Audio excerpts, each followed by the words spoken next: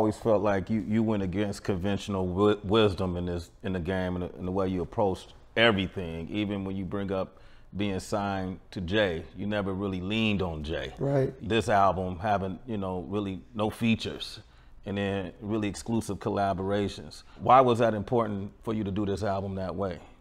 It wasn't on purpose. It's never on purpose. What happened was, by the time I knew it, I had the album finished. I got rid of all old pressures that people think is the right way. All these old questions. Mm-hmm. What's the single? How long do you put the single out before the album? What's the radio spin? Who's on the album? They always ask that in interviews. Mm-hmm. That's old. Yeah. That's old, bro. I've been hearing that question since the 90s. What features you got? What producer you working with? And back in the days, it made sense because it was like, well, if I'm Biggie, maybe I could tap into this Wu-Tang audience if I get Method Man. It's another fan base that I guess there's some East Coast fan base, I can get this. And it ain't relevant no more. It's like, I built my own fan base. Yeah. I don't want yours. Yeah. So by the time I finished the album, that old question creeped up. Like, ain't nobody on the album.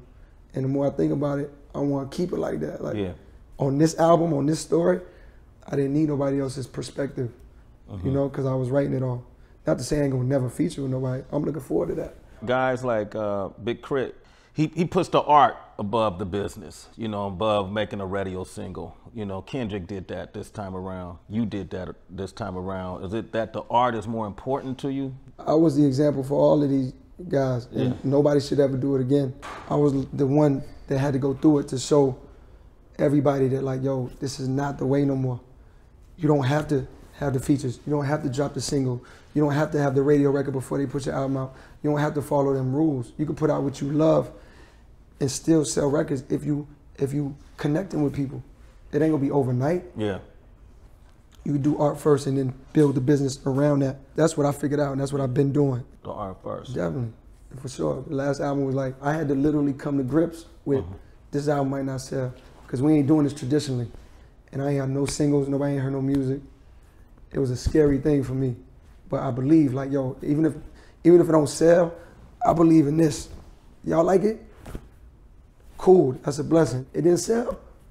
I came to terms with that already. It sold? You serious? And it sold big. Well, I guess the game just changed. Yeah. I guess the rules ain't what they said.